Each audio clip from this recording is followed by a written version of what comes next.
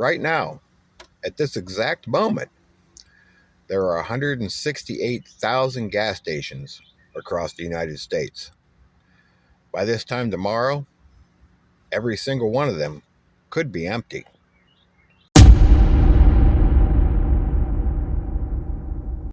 Not in a movie, not in a doomsday fantasy, in reality.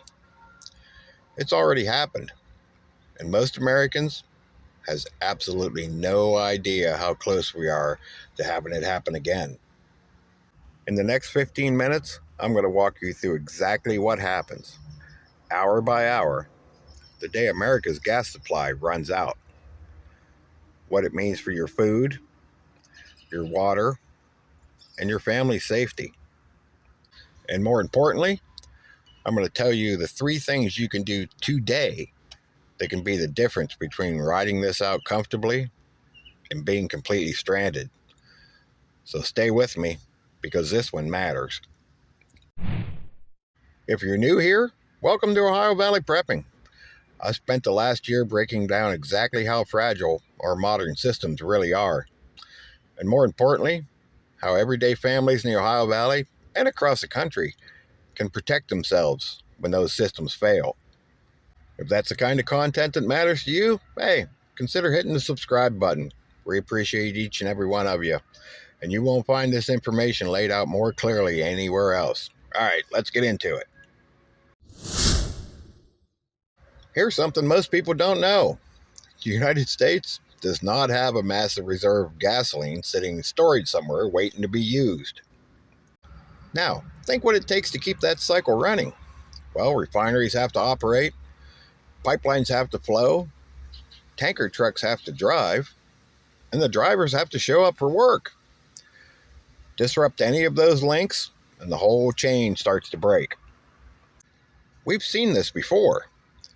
In 2021, the Colonial Pipeline cyber attack shut down fuel delivery to the entire eastern United States for 6 days.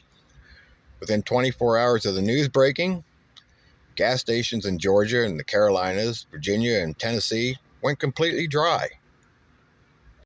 And not because the fuel was gone, it's because people panicked and filled up every container they had. Panic is the accelerant, and panic spreads faster than any fuel shortage.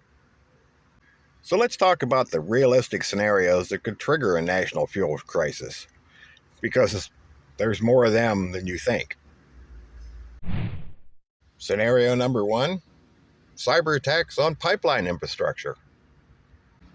The Colonial Pipeline attack was a warning shot. Security experts have been saying for years that our pipeline control systems are vulnerable.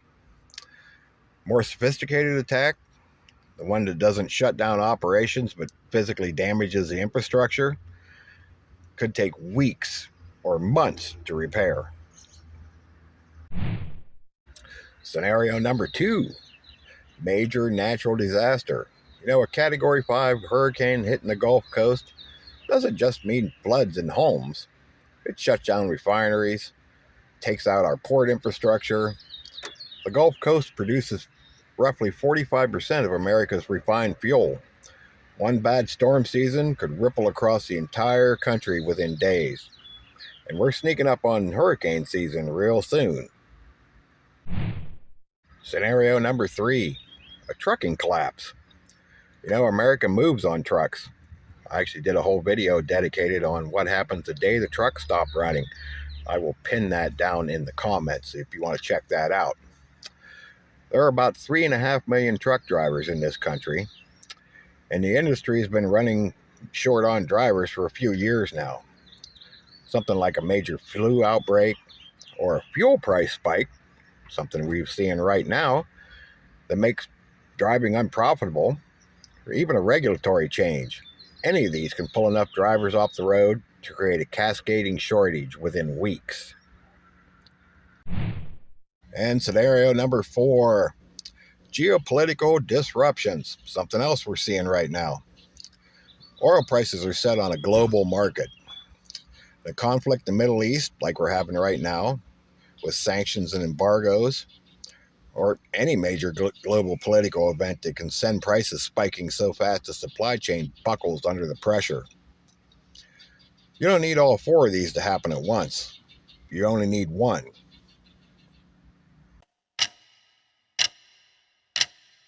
Okay, so let's walk through this. The day the gas stations run dry, hour by hour. Hour one, the breaking news. It starts with a headline. A pipeline has been shut down, or a refinery is on fire, or there's some kind of government announcement. Within minutes, it's trending on social media. Now, most people see this and think, oh, that's concerning, and then they just go right back to scrolling. But a small percentage of people, the ones who've been paying attention, well, they start moving immediately. They head to the gas stations. They fill up their tank. They fill their gas cans. At this point, the stations are still fully stocked. The lines are short. This is the window. If you're prepared, this is when you do nothing because you already have what you need. Hour two. By now, the story's on every news channel. People who weren't paying attention are paying attention now. Gas stations in major metro areas start seeing lines, not panic lines yet, just elevated traffic. Station managers start making calls, checking delivery schedules. The stations that run dry first are the ones in the high traffic areas, highway exits, suburban commuter routes. People coming home from work stop to fill up just in case. Hours 6 through 12, that's when the panic sets in. This is where it tips. Someone posts a video of a dry pump on social media. It gets shared 1,000,000 times. And now everyone who wasn't worried is worried. Stations that had a 3-day supply are burning through it in hours. Fights are starting to break out in the lines. Some stations implement purchasing limits, maybe $40 per customer, which only makes the lines longer. The first price gouging report starts coming in, $6 a gallon, $8 a gallon, cash only. And eventually, emergency services start feeling it. Ambulances, fire trucks, police vehicles, all running on the same fuel supply. The dispatchers, well, they start prioritizing calls. Hour 12 through 24, the cascade begins. By now, the fuel shortages are secondary to what the fuel shortages have caused. Trucking companies start pulling drivers off of non-essential routes. Grocery store deliveries slow. Pharmacies begin rationing deliveries. Maybe Amazon and UPS suspend service in some of the affected areas. People who work a long way from home start making decisions. Do I go to work? Or do I stay home and protect my family? Schools start closing, not because they don't have fuel, but because the staff can't get there.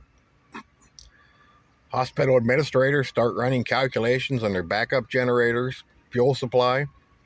You know, most hospitals carry 72 to 96 hours of diesel. After that, they go dark. By day 3, in a serious shortage, the social contract starts to fray. Gas becomes a currency. People are trading food for fuel. Siphoning becomes common. Abandoned vehicles line the highways. Now, rural communities, places like the Ohio Valley, actually have an advantage here.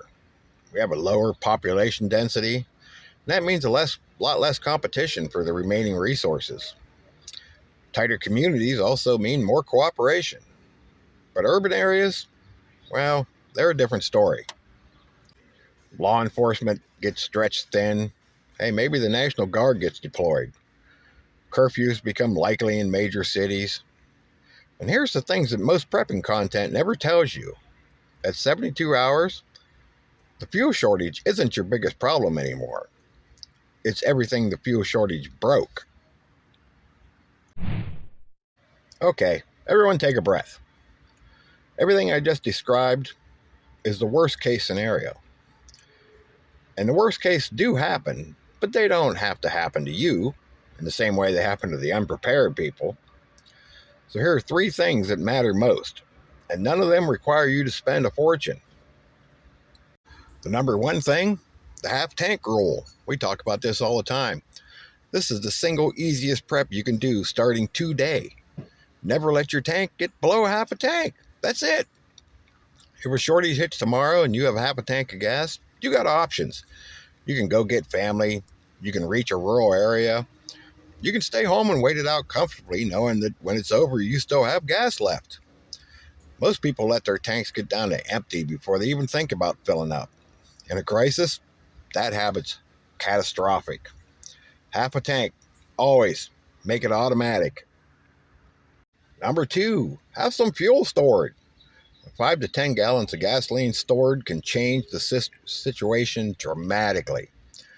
The current fuel efficiencies, 10 gallons buys most vehicles 250 to 350 miles of range, depending on what you're driving.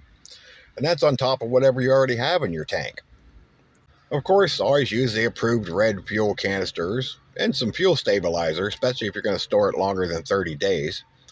And rotate your supply every 3 to 6 months by using it in your car, your lawnmower, or whatever. Store it in a cool, dry location away from your home, like a detached garage or a shed. That's an ideal area. That's it. 10 gallons, that's your buffer. That's the difference between stranded and mobile. And number 3, reduce your dependency on fuel. This one is for the long term, but it's the most powerful.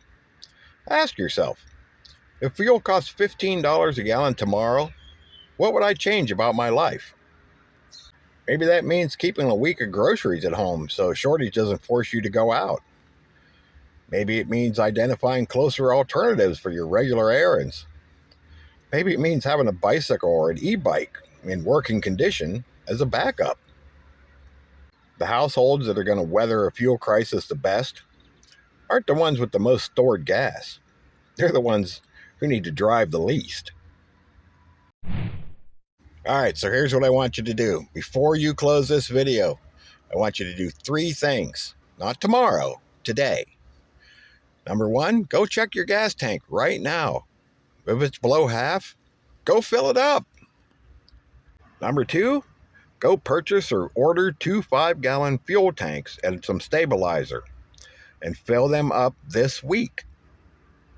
And number 3, think about your 72-hour radius. Where would you go if you had to leave? What route are you going to take? Does your family know the plan? That's it. 3 things. Today. Now, you watch this video for a reason. Don't let that reason fade the moment you close this video. So this video gave you something to think about. Hey, hit that like button. It generally helps out the channel and it helps us reach the people who need this information. Also, consider subscribing and sharing this video out. This is Ohio Valley Prepping. Don't wait for SHTF because it's not going to wait for you. Stay ready, guys. We'll see you in the next one.